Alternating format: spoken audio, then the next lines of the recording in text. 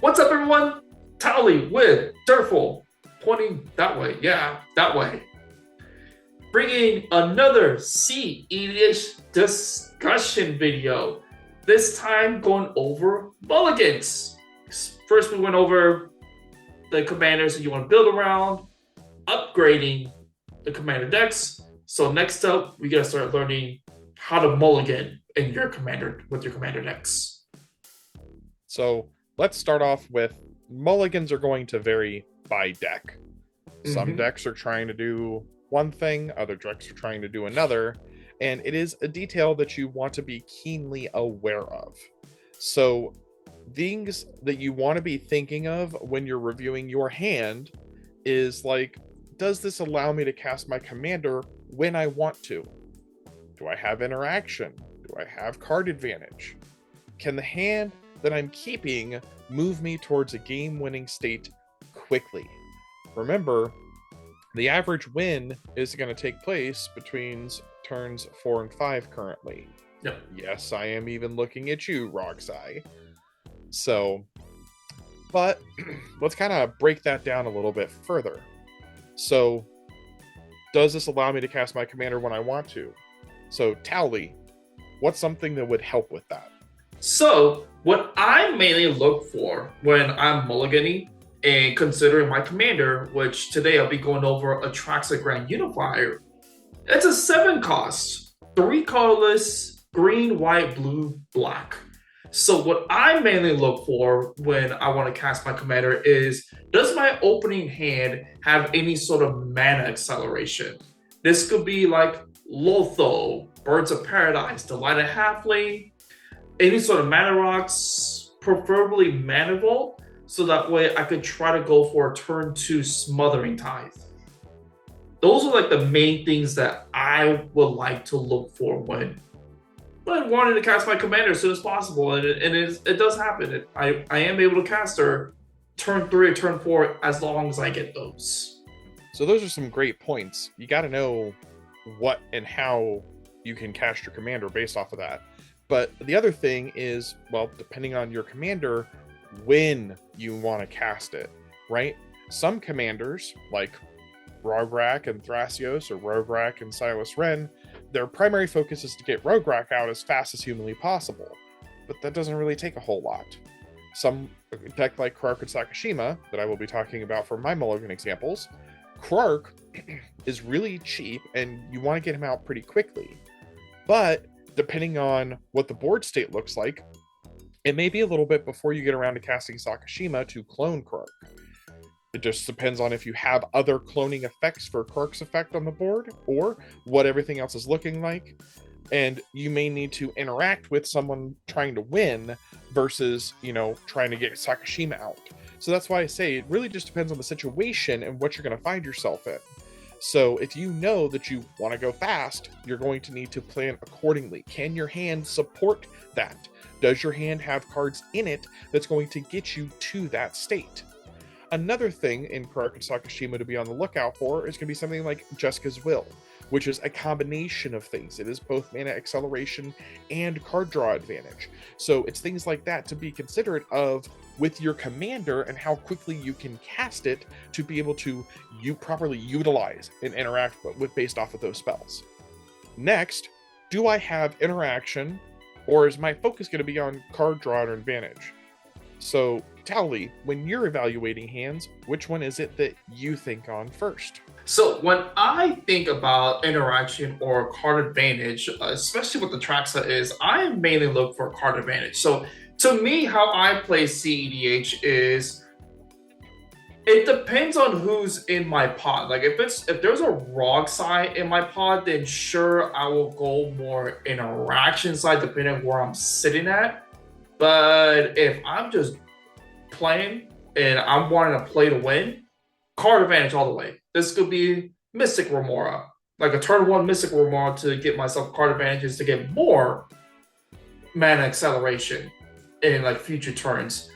Rhystic Study is again, with an example of like a turn 2 Smothering Tithe, you could potentially do a turn 3 Rhystic Study with the Nesper Sentinel that gives you even more card advantage. Or Talion. I could get Talion out And of course, everyone knows you call 2 every single time because majority of the creatures are 2 power, 2 toughness, 2 mana, all that fun stuff. So that does give that can be great with the Traxa. But what about you, Derfull? So, depending on the deck, you may want to prioritize interaction. That's just something that you want to be mindful of. But you also need to be mindful, going back to what I said previously about when you're going to cast your commander. So, for example, Fierce Guardianship requiring your commander to be out is going to be great in a partner deck where one of your commanders is easy to cast. If you're flying solo, it's not going to help keep, like, say, your Tivit safe when you move to cast him, right? So it's things like that your interaction, you have to be mindful of, A, what you're putting in your deck, and B, what you have in your opening hand. So, like I said, Fierce Guardianship, great, it's nice to have, but then it's not going to keep you safe when you're going to cast your commander. So do you really want it in your opening hand, right? So timing and learning what you can do with your hand is going to help dictate your gameplay. It's going to make some decisions for you. So if you can protect your win, great. For Fierce Guardianship, I typically don't want to find it in my opening hand. I really don't. I want that to be something I draw into or card advantage into, like you were talking about. So that's why I say it's a lot that you have to be considerate of, because on the surface, some hands are going to look, oh, I've got interaction, I've got card draw, I've got this, I've got that. Great. But is it actually going to do the thing that you want or need it to do when the time comes? And on turn 2, with no commander out, Fierce Guardianship's just a dead blue card in your hand. So, and I know for the people watching at home, it seems like I'm picking on Fierce Guardianship. It's just one that is very heavily conditional, right? Or we could also make the same argument as Force of Will, good interaction to have in your hand, assuming you have another blue card to pitch to it, right? Like, it's not all sunshine and rainbows. You have to be considerate of what type of interaction you have. What are its conditions? Is it something that you want to see in your opening hand, or do you want to draw into it later on? And one thing that you guys could kind of like enlighten us with, especially with Rockside players, is would you guys have your starting hand to include interaction to help you be able to cast Ad Nos by like turn 1 to turn 2? Because we know, both Derfull and I know it's possible still. Even with the mid-range hell that we're going through right now, Rockside is still one of the truest turbo decks out there.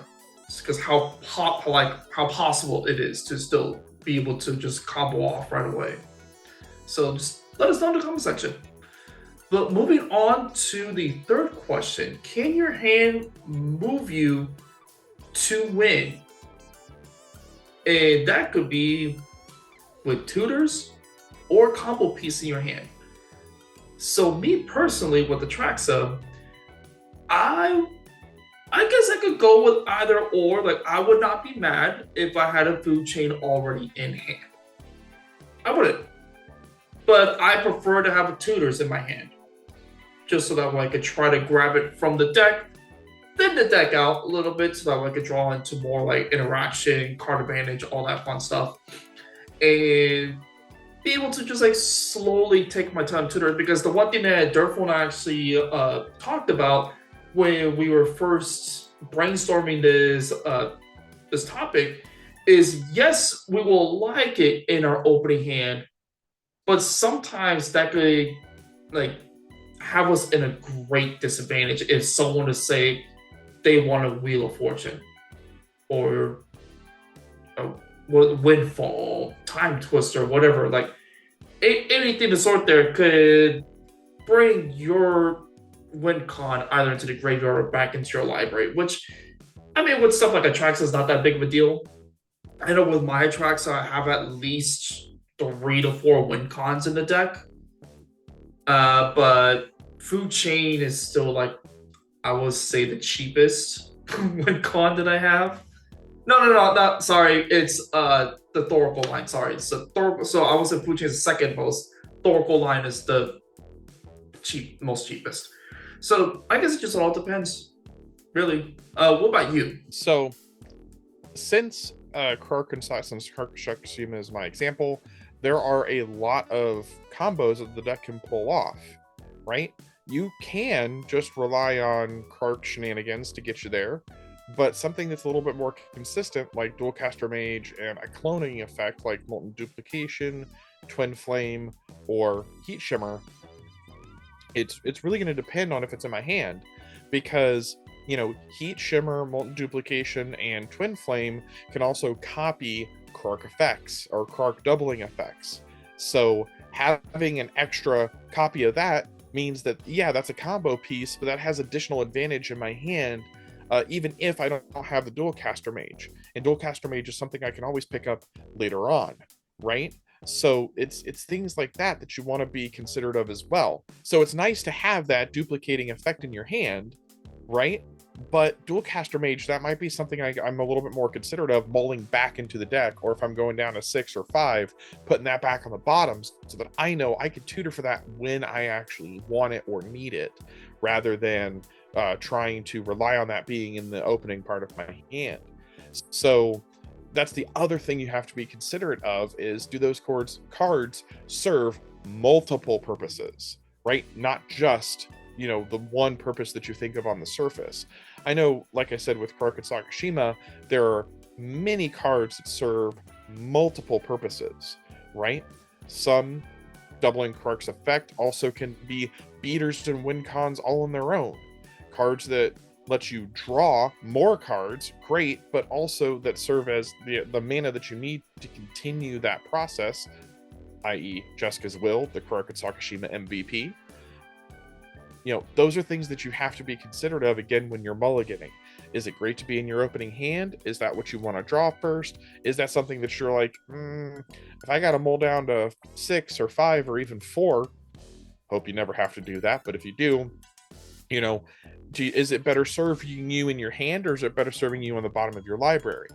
These are the types of things that when you're dealing with that opening 7, you really got to put that thought into how you're going to craft your game plan based off of what you draw.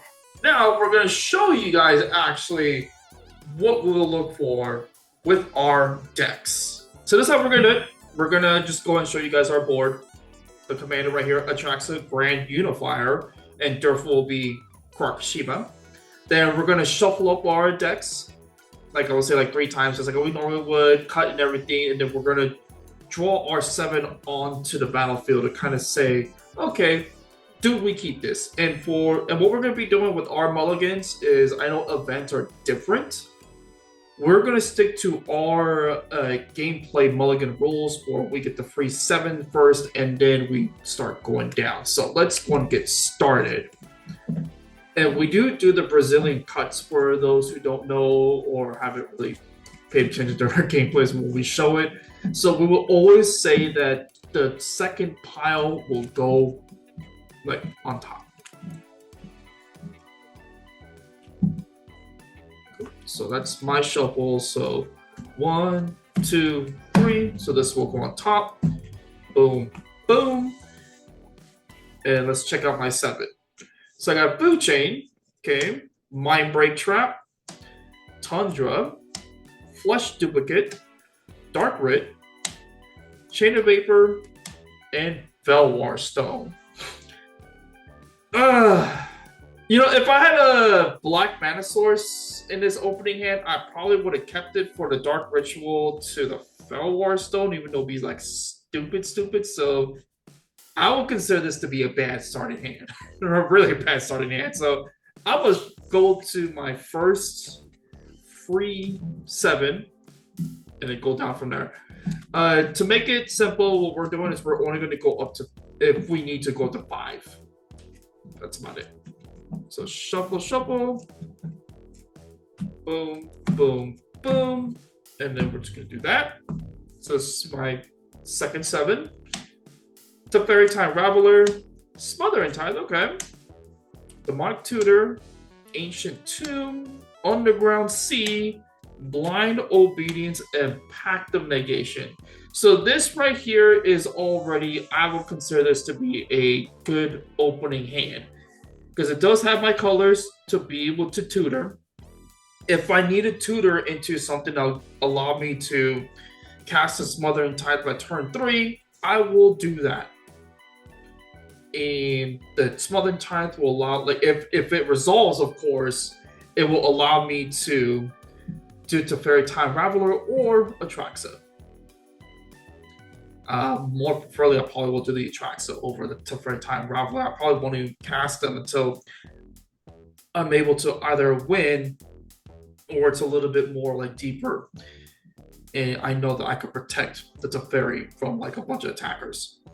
You know, I got the Blind Obedience to slow down the game. I got some Interaction Pact of Negation, which you'll never see me cast unless I can actually generate 5, which I have been screwed over with like Colon Ritual before when I had 5 treasures to be able to pay for the Pact of Negation, but they got blown up. So I'm like, crap, I can't pay for the 5 anymore. It happens. So that you have to be cautious with Pact of Negation. You prefer to have the mana before the treasures or the mana rocks. But I personally think this is a good opening hand. So let's go ahead and move forward. Derfull, what do you think? Like, would you, if you were to play Atraxa, would you keep this?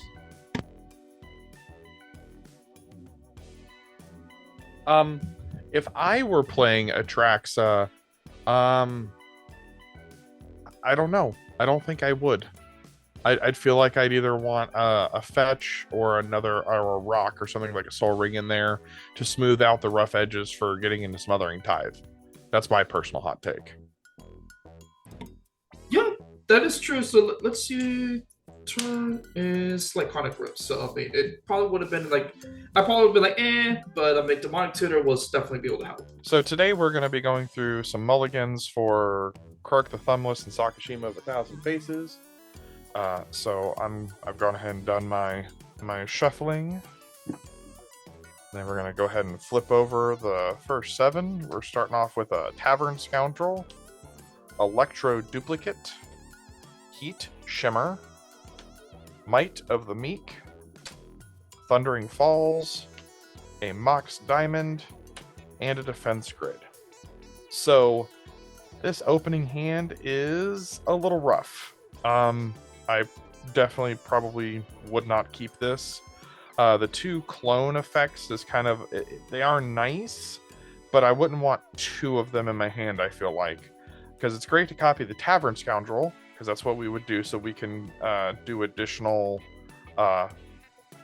treasure generation off of Krark. Also, depending on what we would draw into, we might be able to get a Krark doubling effect. Might of the Meek, it is a draw card, but we don't have any, we have the mana advantage from the Tavern Scoundrel to go with it, but no spell mana advantage. So that's something to be considerate of as well. Defense Grid would help keep us safe, but you're going to be holding that until you're winning. Mox Diamond doesn't have a card to pitch to it.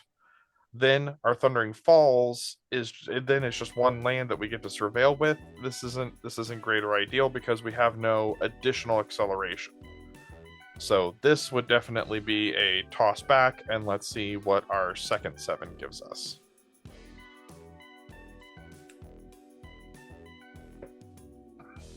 Shuffle this up here.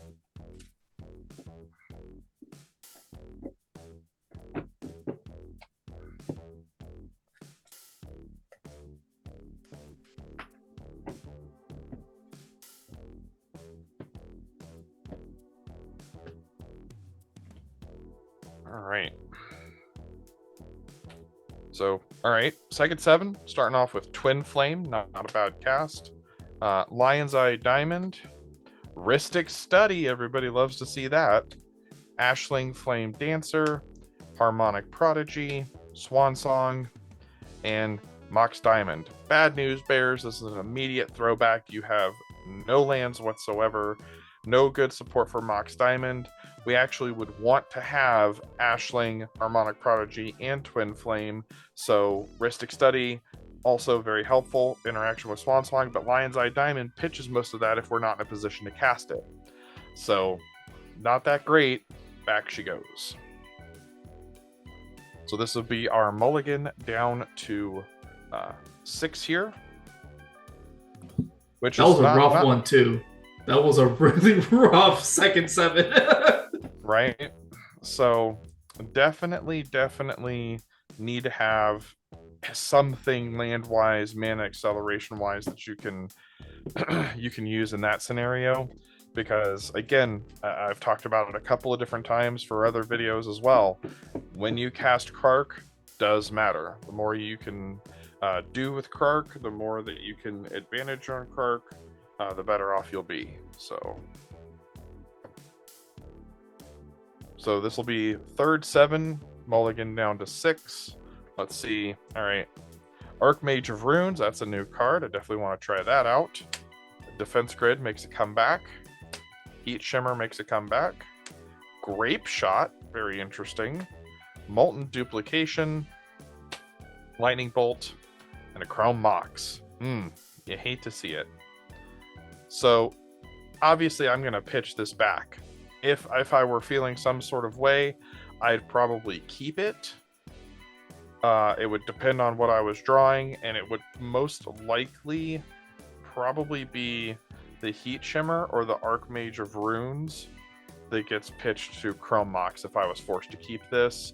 And then whichever one of these I didn't feel was prioritized, which given that most of my hand is red, I would keep the Heat Shimmer. That means the other one would be my 2 bottom. And again, that would be assuming I was even contemplating keeping this, which I am not.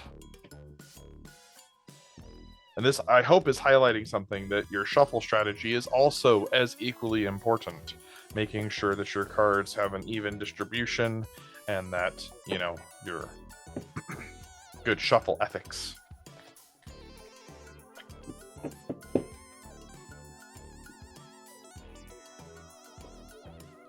Yeah, by the way, please don't ever do a riffle shuffle. Everyone will look at you weird and cringe.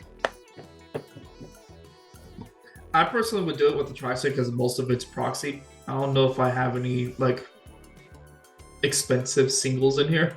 I'll have to double check, but if it's like Kennen, hell nah. Right? Alright, so now we're mulling down to 5. So we're going to start off with our 4th set of 7. Bergi, God of Storytelling. Love to see it. Frantic Search. Not bad. Helps with the untaps for sure. Volcanic Island. Already looking a lot better than some of our other hands. Ashling Flame Dancer. Polluted Delta. Very nice. Mog Salvage. And then our last one's going to be a Gemstone Caverns. Okay. So this, mulling down to 5, is a little tough. You also, and this is one of the few cases where I would say, please be considerate of your seat order. Obviously, if you are not in seat 1, Gemstone Caverns gets a huge shout out here on its advantage, giving you additional mana, because this, I'd probably throw back and mull down the Polluted Delta, but I would keep Volcanic Island because that right there is a turn 1 Krark. And then, of course, I would probably keep Ashling as well. That's kind of a big thing here. Bergi and the Frantic Search. I would definitely keep these 5. These 2 would go back to the bottom. So this would be how I start. And with the idea that we want to get to Krark as quick as possible, so we're going to mull those to the bottom, and then our opening draw is the Archmage of Runes making that comeback. So yeah, definitely with getting something that big early on, we want to try and get it out as quick as we can. So yeah, definitely willing to keep that for sure. And right there too, I believe with the whole gemstone, like I would probably pitch out the Ashling versus the Bergi or Frantic Search. This is for gemstone though, just for like so that way you're able to get that turn 1 Krark in. Right. That's part of the reason why I kept Ashling. Yeah. That's part of the reason why I kept. Sorry, my apologies if that was not clear. So remember, these are on the bottom. This is your actual opening hand. For the sake of, it would be Gemstone to pitch the Ashling because it's 4. Then we get into Volcanic. These 2 turn 1 Krark. And then yeah, we're gonna be touch and go for a turn or two. So that's Archmage of Runes, Defense Grid, and Lion's Eye Diamond. So not a great few opening turns, but hey, you don't know until you get into the mix. That is true. That is true. And that's pretty much what like any gameplay with cEDH. Cool. So those are our examples of what we would keep in both our decks. You know, it's a little bit different. And yeah, what would you guys do in our situation? What are your guys' examples of mulligans in your different decks? Of course, if you did like the video, subscribe. If you're not subscribed already, turn on the notification bell. Like, comment, join Discord, free for all, and follow us on Twitter X at UCommanders and at Derfull_gaming. Well, if it's your birthday, happy birthday. Happy birthday. See ya.